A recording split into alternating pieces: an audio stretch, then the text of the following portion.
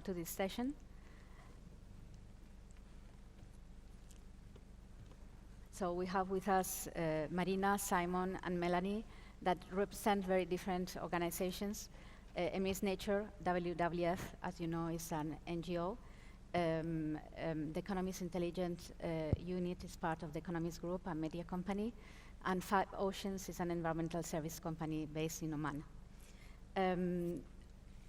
As you know, or you may not know, marine biodiversity is in dangerous decline, and the Global Assessment Report on Biodiversity and Ecosystem Services, published last year by a panel of experts from 50 countries, found that between 500,000 and 1 million species are threatened with extinction globally, and extinction rates have accelerated sharply in the last century.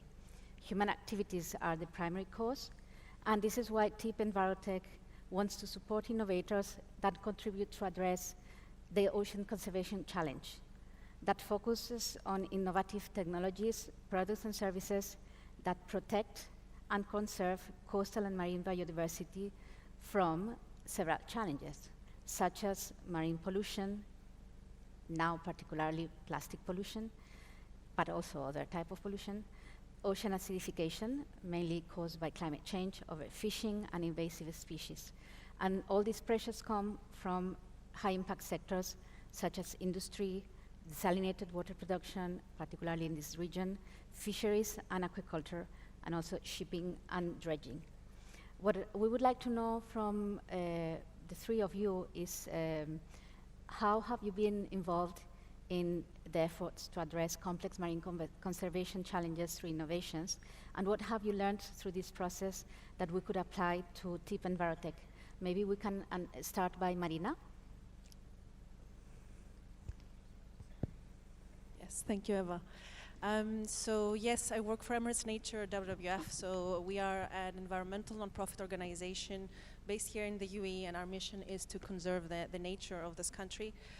We're also affiliated with the Worldwide Fund for Nature, a global NGO working on nature conservation.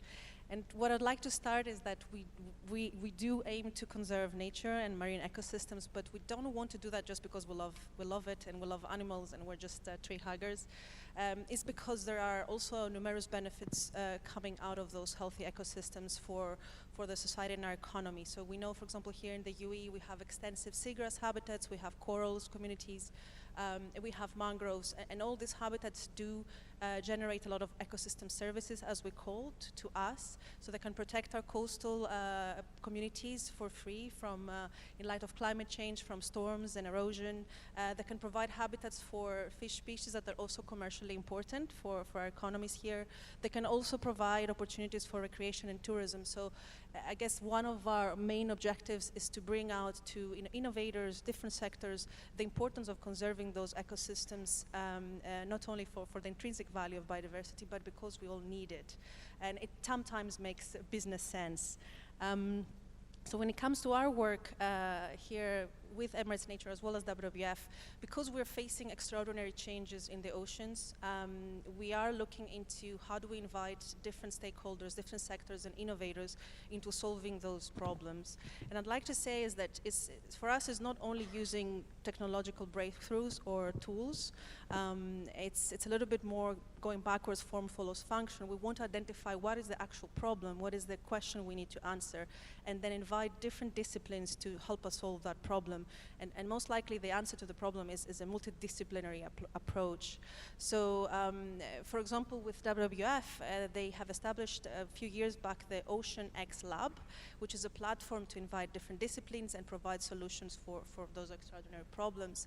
And when it comes to fisheries, for example, one of the critical problems we're facing currently is, for example, every day, thousands of turtles and dolphins and sharks are caught in the fishing nets habitats in the region and globally. And that's a problem which is incidental. Fishermen don't really want to catch those animals, but by over-harvesting those animals can actually have a tip-off on the ecological balance of the oceans. So WWF invited innovators around the world and to provide some recommendations in changing the gear, the different specifications.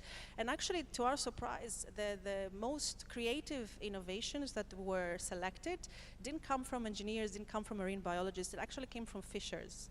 And I think this is important to keep in mind that the ocean users, communities, that they're there out there every day in the oceans do have a profound knowledge of how oceans work and what benefits they can actually get from the oceans. And they, if they're asked to think of a problem a little bit creatively, they can provide actually innovative solutions to solve those problems. And I guess another insight from us as well is that, yes, we do want to see more technological innovations, but this has to come as part of a blended approach, if I might say. So again, defining the problem, we might have tools that we have already been using for a long time in terms of conservation and managing our resources. But the idea is, how do we disrupt our thinking process, our design of our projects? How do we look at the innovation a little bit more holistically? Which means, for example, in terms of protected areas, this is a tool we've been using quite a lot in the past. So these are areas we reserve, for example, at sea, that they're important for ecosystems, and we reduce human activities to leave some breathing space for those vulnerable ecosystems, such as corals and so on. The question now is, with those unprecedented changes, we need to have networks of those protected areas. So we need to focus more on ecological connectivity of those areas to make sure that in light of climate change, those ecosystems can actually be more resilient. And the interesting part is, finishing. The interesting part is that I think Melanie mentioned before is that how do we bring in different sectors and stakeholders within this management tool? So how do we bring financiers? I think we saw the Seychelles example. How do we bring financing into this? Because there's numerous benefits coming out. How these areas can yield, fisheries benefits. They can yield tourism benefits. So again, it's not only about biodiversity per se, but how do we bring everybody on board to manage those areas effectively? Thank you very much.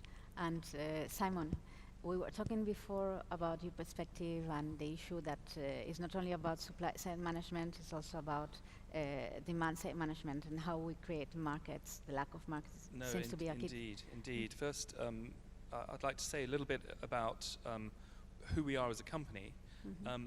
We're an environmental consulting firm, and so we are practitioners of environmental management. And we interface with government, we interface with industry, we interface with the oil and gas sector, we interface with the NGO sector and so on. So in many ways, we have the opportunity to really speak to many stakeholders as part of our normal day-to-day activities. That gives us a unique perspective in many ways. In terms of our experience in innovation with respect to ocean conservation and ocean management, I just want to touch on 4 case studies that kind of illustrate some points which I'll come on to. The first was a project called Whale Watch, which is a management system for avoiding ship collisions with cetaceans, and this was implemented in the port of Duqm in the Gulf of Mazira. And it's an example of transfer innovation. So this was a system that was originally developed on the west coast of the US to manage ship collisions with right whales of shipping approaching New York Harbor. And that was successfully transferred to Duqm, the port of Duqm. So that's an example of a kind of geographic transfer of technology, which was innovative. The second example is an example of technology transfer in a reasonably pure sense.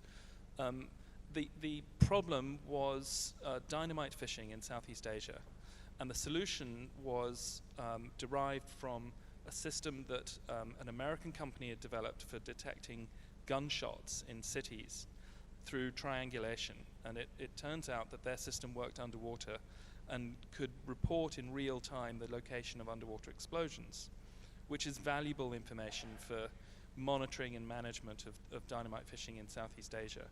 So that's an example of technology transfer from one sector to the marine environment, which was successful. The third example is innovation in the system itself. This was a project that was initiated by IUCN, and like many intergovernmental organizations, they are entering into the world of finance, and particularly channeling finance into the natural world, into natural capital.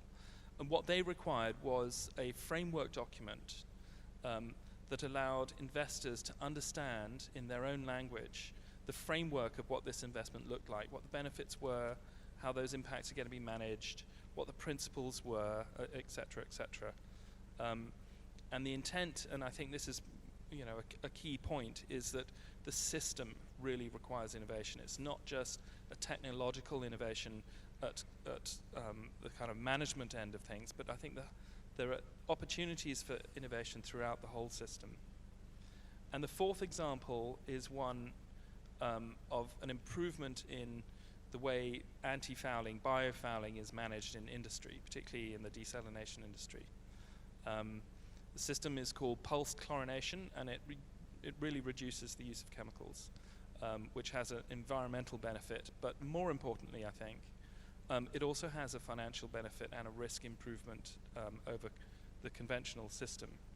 And the kind of points that I want to bring out, if I may, first of all, the ocean conservation is not an isolated sector. This is very interdisciplinary. It's very interconnected. Single-use plastics is part of the ocean problem. Overfishing, consumption patterns, shipping, globalization. The list is endless, and it's a very complex system. And we shouldn't really be thinking too much about drawing a box around ocean conservation because of its very high level of interconnectivity with other issues. The second point to make is about procurement and how innovation can enter into the market. In many cases, the problems that we face in ocean conservation are not market-driven, and there's no consumer ultimately to the end of it. These are just problems that need to be solved. So connecting them is difficult, but for an innovator to develop a bankable innovation that has a market that they can sell is a real challenge. I don't really think many ocean conservation issues will use that market mechanism, although there may be ways to it. The third issue is the constraint on finance to innovators. I think this is goes beyond ocean conservation, but is a challenge for innovators everywhere. And I think probably the bottleneck is accessing money, access to finance for the feasibility study. I always come across this.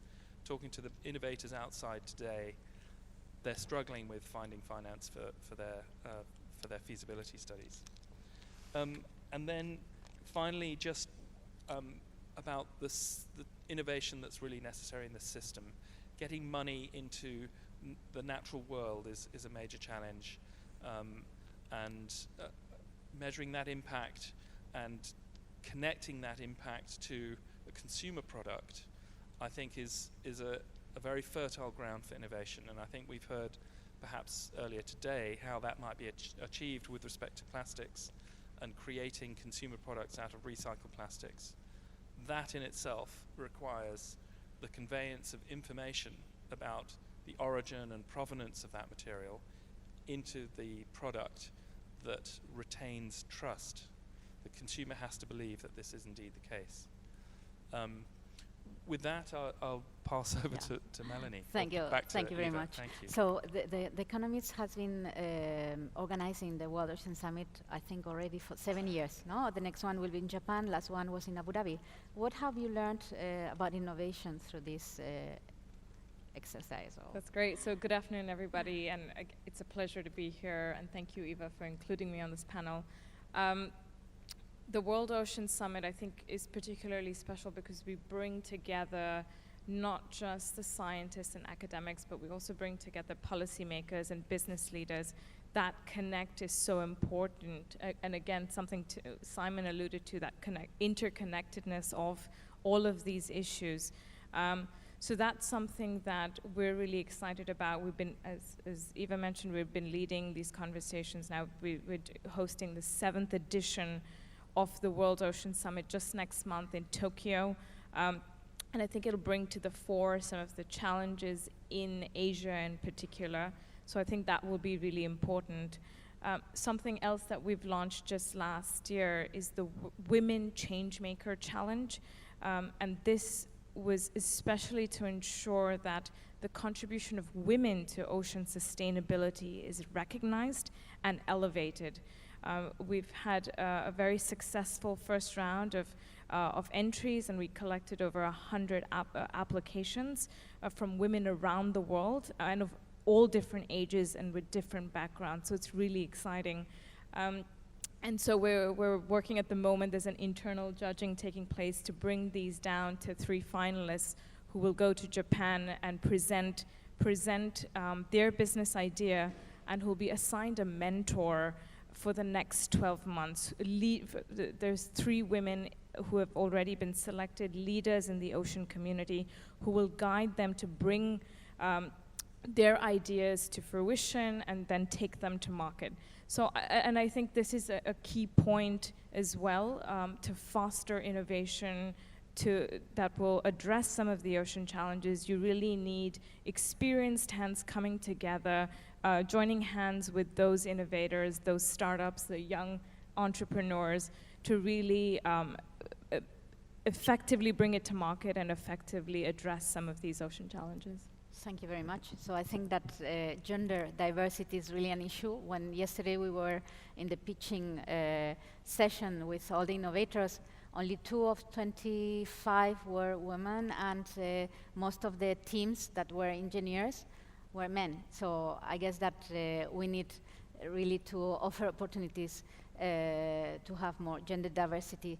There is also the issue of finance, the issue of markets, many issues, but I think that with initiatives such as TIP and Varotech, we're trying to address them, and we are very thankful for your participation, and please let us know how we can support this process to get more and more strong.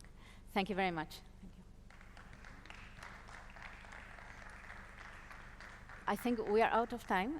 Who is the timekeeper? I couldn't see it. Do we have any time for questions? I don't think so, no? 2 minutes left. So any question in 2 minutes? No questions? Then thank you very much. Thank you.